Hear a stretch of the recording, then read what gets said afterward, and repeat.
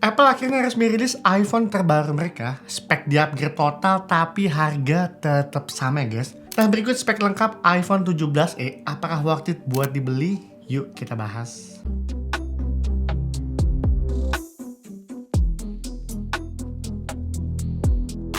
Nah akhirnya Apple udah resmi rilis ya guys, setelah banyak banget bocoran yang udah beredar terkait buat iPhone yang baru, iPad Air yang baru ini. Kalau aku liatin, sebenarnya itu lebih fokus ke bagian chipset dan performance-nya guys. Kita akan mulai dulu ngomongin untuk iPhone 17e ini. Nah kalau kita ngomongin dari tampilan body desainnya, iPhone 17e ini tuh hampir sama seperti generasi sebelumnya guys. Bisa dibilang ini hampir nggak ada perubahan ya. Masih tetap penggunaan single lens kamera, action button, USB Type-C, cuma dia hadir dalam warna baru ya. Kalau sebelumnya iPhone 16e hanya dua warna aja, ada warna black dan warna white. Nah di iPhone 17 ini hadir dalam warna soft pink ya, warna terbarunya. Dan ngomongin buat semua materialnya ini hampir sama seperti iPhone 16e. Lanjut dari segi tampilan display, nah kalau kita lihat dari displaynya ini juga tetap sama aja guys, masih sama seperti iPhone 16e nya. Menggunakan Super Retina HDR OLED dengan ukuran total size 6,1 inch, dan yang paling parahnya dia masih menggunakan notch ya.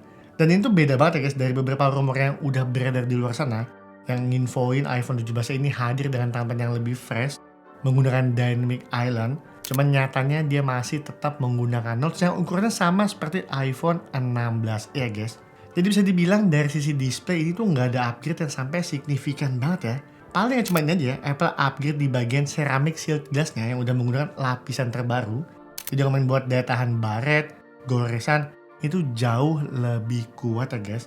Dan yang sangat disayangkan, ini ngomongin buat display hertznya itu masih di 60 Hz ya guys. Paling ini ya menurut aku yang agak sangat disayangkan banget ya.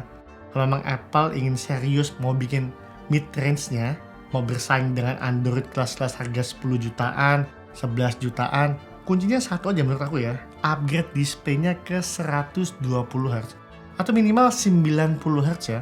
Aku rasa ini juga udah naikin minat buyer ya buat upgrade ke iPhone yang baru ini. Karena kalau di tahun 2026 saat ini dan Apple masih ngeluarin device terbarunya pakai layar 60 Hz, menurut aku pribadi itu kayak agak ketinggalan banget ya guys. Cuma baik lagi, setiap orang itu ya beda-beda aja ya. Ada aja yang nyaman dengan 60 Hz udah cukup semua. Cuma kalau teman-teman udah pakai 120 Hz, kalian pindah ke 60 Hz itu bener-bener berasa banget ya bedanya. Selanjutnya ngomongin dari segi chipset dan performance-nya. Secara posisi iPhone 17 ini ada di bawah iPhone 17 ya. Tapi speknya ini nggak berasa entry level sama sekali ya, karena ngomongin buat chipsetnya dibekali dengan chipset A19 chip Bionic yang sama seperti iPhone 17-nya ya. Walaupun GPU-nya dibikin lebih kecil sedikit, 1 poin hanya 4 GPU, cuman di iklannya Apple itu tetap bisa buat mainkan game AAA guys dengan lancar tanpa isu nge-lag.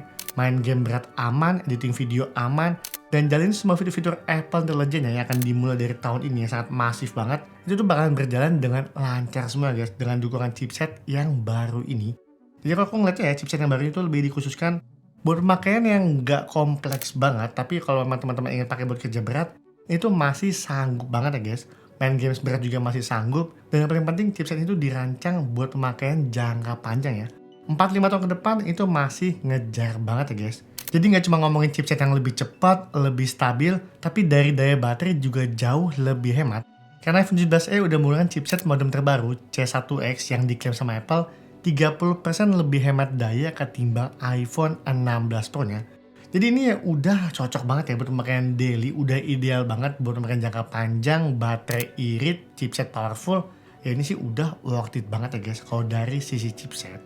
Selanjutnya di bagian kamera tetap minimalis aja guys, 17e menggunakan single lens dan resolusi 48 megapiksel. Cuma sini ada dua upgrade tipis-tipis.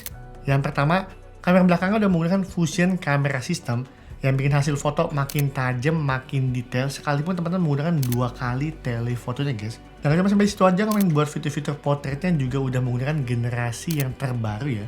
Yang dimana kamu bisa atur buat fokus objeknya, ngomongin buat blur bokehnya, kamu bisa setting secara manual ya guys. Dan Apple juga nambahin di bagian portrait ini untuk fitur mengenali anjing dan kucing. Memang ini nggak sampai penting-penting banget, cuman buat para pet lovers di luar sana yang hobi foto dog, foto cat, Mungkin dengan hadirnya fitur-fitur baru seperti ini tuh bakalan ngebantu banget ya guys buat foto peliharaan kalian. Jadi sih kalau aku ngeliatnya guys, sebenarnya baik lagi kamera iPhone 16e, 17e, walaupun nggak ada fitur-fitur ultra wide, cuman ini tuh udah cukup banget ya. Buat seperti foto-foto sosial media, kamu foto liburan, foto bareng keluarga, teman, bikin video harian, ngambil footage, itu udah lebih dari cukup ya guys. Apalagi mungkin buat teman-teman juga yang memang nggak butuh lensa ultra wide, nggak butuh lensa telefoto, kamera 17e udah cocok banget ya guys. Nah gimana dengan kamera depannya? Menurut aku ini sangat disayangkan banget ya. Kalau kita flashback ngomongin buat rumornya yang katanya akan beresolusi 18 megapiksel dan support buat fitur-fitur yang sama seperti iPhone 17, kenyataannya ini nggak ada peningkatan sama sekali ya guys.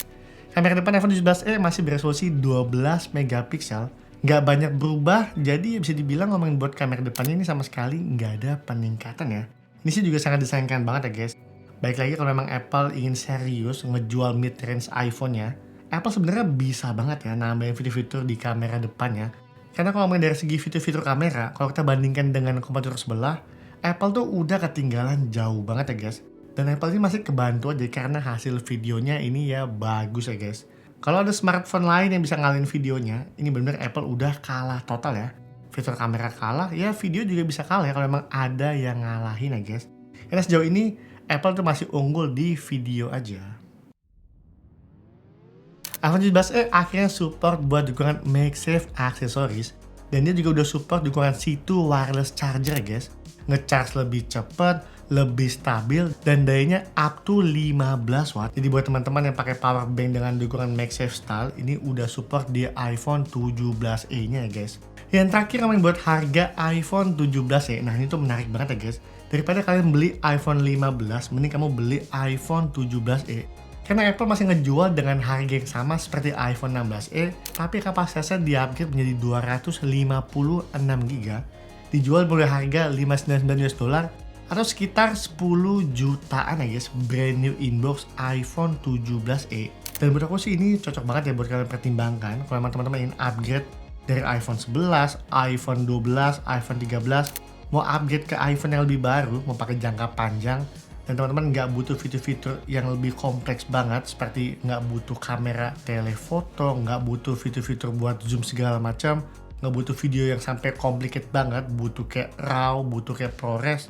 Ini sih udah worth it banget ya guys beli iPhone 17e.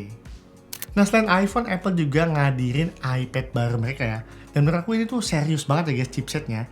Biasanya main buat chipset M-chip itu yang high performance-nya ada di varian Pro model ya. Cuma sekarang iPad Air udah support dengan dukungan M4 chip ya, yang artinya kamu bisa editing video 4K dengan lancar, desain grafis lebih smooth, main game berat lebih aman, dan tentunya main multitasking berat ini juga lebih saset-saset ya guys. Jadi bisa dibilang main buat performance-nya itu udah sama kayak iPad Pro, cuman ini iPad yang lebih terjangkau aja guys dari sisi harga. Dan ngomongin buat size dan desainnya, ini tetap sama seperti iPad Air M3 kemarin. Rilis dalam dua ukuran size 11 inch dan ukuran size 13 inch. Ngomongin buat tampilan desain, body, warna, semua hampir sama seperti generasi iPad Air M3-nya guys. Jadi ngomongin buat tampilan visual nggak ada perbedaan, cuma ada upgrade di bagian jeroan chipsetnya aja. Dan Apple juga tetap menjual dengan harga yang sama seperti iPad Air M3-nya. Ngomongin buat 11 inch dimulai dari harga 9,5 jutaan, dan ngomongin buat size 13 inch dimulai dari harga 12 jutaan ya guys. Nah menurut teman-teman gimana nih? Jadi lebih worth it mana nih? Beli iPhone 17 dengan harga 16 jutaan atau beli iPhone 17e dengan harga 10 jutaan? Silahkan ya, tinggal tulis aja di kolom komentar. Sekian video kali ini, sampai ketemu di video selanjutnya. Bye-bye.